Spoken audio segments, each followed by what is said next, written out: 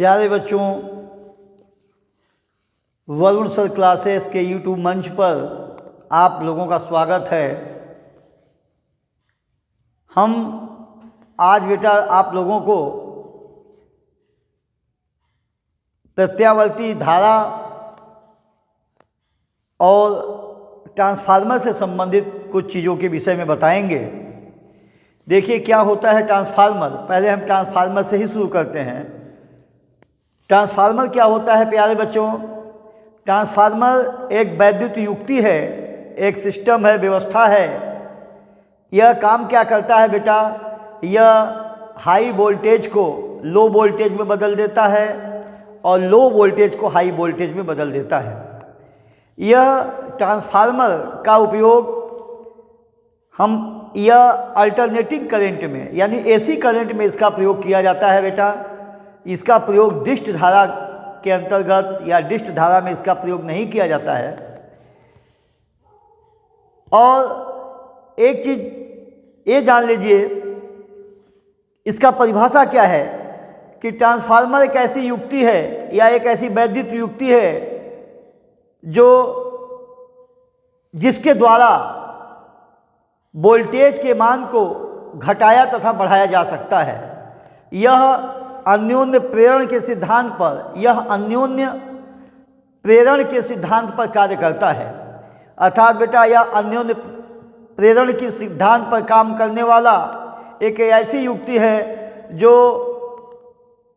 High voltage को यानी उच्च वोल्टेज को लो में तथा लो को वोल्टेज को हाई में बदल देता है। यह दो प्रकार का होता है बेटा। यह अपचाई ट्रांसफार्मर, जिसे हम स्टेप डाउन ट्रांसफार्मर इंग्लिश में कहते हैं। स्टेप डाउन ट्रांसफार्मर क्या होता है? यह हाई वोल्टेज को लो वोल्टेज में बदल देता है। यह हाई वोल्टेज को लो वोल्टेज में बदल देता है बेटा। और ऊंचाई ट्रांसफार्मर क्या होता है बेटा? ऊंचाई ट्रांसफार्मर स्टेप अप ट्रांसफार्मर, इसका प्रयोग लो वोल्टेज से हाई वोल्टेज के लिए किया जाता है।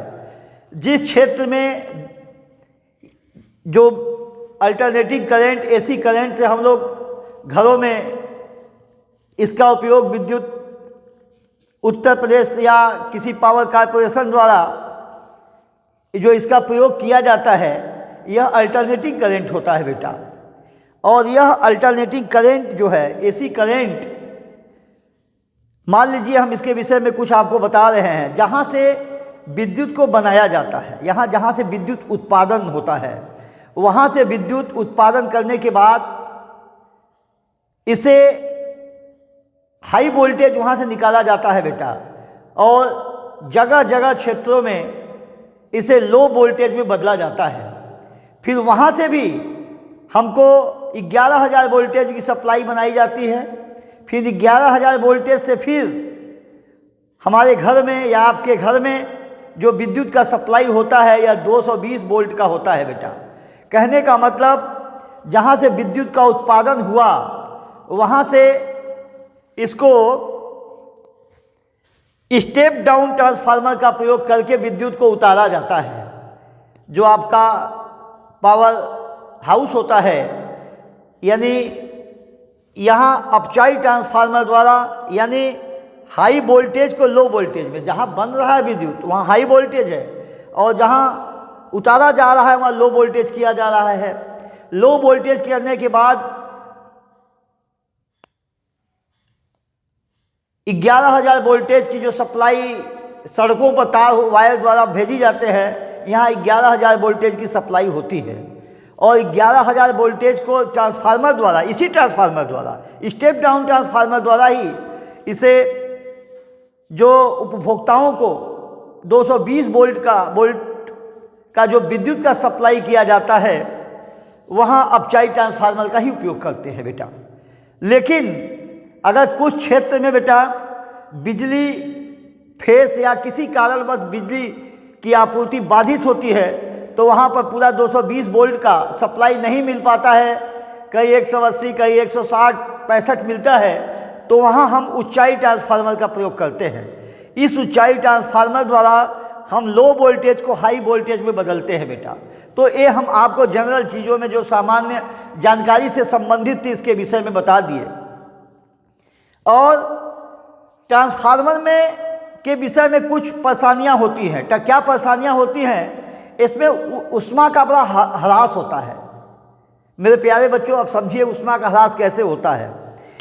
देखिए ट्रांसफार्मर गर्म हो जाता है। एक सपोज बात कर लीजिए कि ट्रांसफार्मर जब भी उसमें विद्युत का प्रवाहन होता है, लो वोल्टेज हाई वोल्टेज जो बदला जाता है, तो वहाँ पर जो टेम्परेचर होता है ट्रांसफार्मर का बहुत ज़्यादा हो जाता है। जब ट्रांसफार्मर का टेम्परेचर बहुत ज़्यादा होता है तो जो विद्युत है वह विद्युत ऊर्जा में न बदल कर बेटा यह ऊष्मा में बदल जाता है, जिससे यह ऊर्जा ऊष्मा हानि के रूप में नुकसानी होती है, यानी ऊष्मा हानि होने लगती है। तो इस ऊष्मा हानि ट्रांसफार्मर में होती है। अब इसके विषय में बता दें कि यह ऊष्मा हानि कौन कौन ट्रांसफार्मर करता है, क्यों, कहाँ से होता है। देखिए ट्रांसफार्मर में जो अगर कहीं तांबे के तार लगा दिए जाते हैं तो तांबे के तार की विद्युत चालकता के आधार पर हम ये बता दें कि इसका प्रतिरोध हालांकि कम बहुत होता है, धारा अच्छी बहती है, लेकिन कुछ मात्रा में प्रतिरोध होता है। जब प्रतिरोध होता है बेटा तो यहाँ एक फार्मूला है I square R. I square R से जब प्रतिरोध होता है यह P बराबर I स्क्वायर आर एक फार्मूला है। जब R का मान कुछ हो जाता है तो समझ लीजिए इसकी शक्ति क्या होता है, कुछ शक्ति भी हो जाती है, यानी क्षमता भी होती है। यही जो होता है ऊष्मा ह्रास हो जाता है। इसमें तांबे की तार की वजह से इसमें ऊष्मा का ह्रास हो जाता है। हम आपको बताते हैं इसको।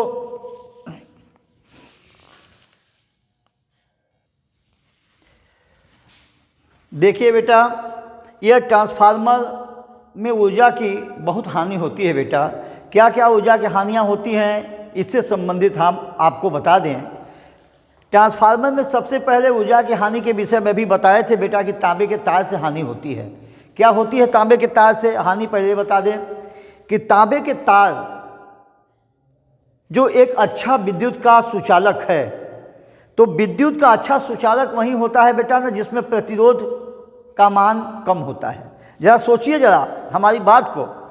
जैसे इसमें विद्युत धारा बह रही है, तो धारा के मान में आने वाली रुकावट को ही हम विद्युत प्रतिरोध कहते हैं ना। तो धारा में जब रुकावट पैदा हो रही है तो ये अच्छा चालक कहाँ से हुआ? फिर सुन लीजिए बेटा, यदि इसमें हम धारा का मान, इसमें मान लीजिए कोई धारा हम भेज रहे हैं और धारा का मान भेजने पर यदि इसमें रुकावट का मान अगर नगण्य है, जीरो है, यानी प्रतिरोध का मान जीरो है, तो एक अच्छा चालक होगा। तो स्पष्ट हो जाता है, यानी जिस तार में, वायर में या विद्युत चालक पदार्थ में यदि प्रतिरोध का मान कम होगा वह अच्छा चालक कहलाएगा। तो बेटा ये तांबे के तार में प्रतिरोध का मान कम होता है और प्रतिरोध का मान कम होने के कारण इसमें जो आने वाली रुकावट की वजह से प्रतिरोध कम होता है। जब कम होता है तो यह अच्छा विद्युत का सुचालक है और विद्युत का सुचालक होने के कारण यह ऊष्मा के रूप में, यानी इसकी वाट जो होती है शक्ति क्षय हो जाती है, अर्थात ऊष्मा जो होती है, तांबे का तार गर्म हो जाता है और गर्म होने के कारण यह ऊष्मा उत्सर्जित करने लगता है, जिससे विद्युत हानि होती है। इससे बचने के लिए हम एक रास्ता है, इससे बचने के लिए हम करेंगे क्या बेटा? पहला काम कि जो ट्रांसफार्मर में कुंडली में फेरों की संख्या, कॉपर के तार हैं, इसकी मोटाई अगर बढ़ा देते हैं, अगर इसको मोटा कर देते हैं तो प्रतिरोध की स्थिति परिवर्तित हो जाती है, जिससे कुछ मात्रा में इससे हम निजात पा सकते हैं। लेकिन दूसरी स्थिति है कि भंवर धाराओं से, भंवर धाराएँ, इसमें ईडी करंट जो होती है उत्पन्न हो जाती है। जब भंवर धाराएँ उत्पन्न हो जाती है तो विद्युत ऊर्जा ऊष्मा के रूप में ट्रांसफार्मर के पास ही परिवर्तित होने लगता है, जिससे वोल्टेज का मान, निकासी वोल्टेज का मान कम हो जाता है। तो इससे बचने के लिए हम क्या करते हैं? इससे बचने के लिए हम जो कई छोटे छोटे भाग करके प्लेट लगा देते हैं और उस प्लेट में वार्निश का लेप कर देते हैं, जिससे भंवर धाराओं के मान में कम किया जाता है।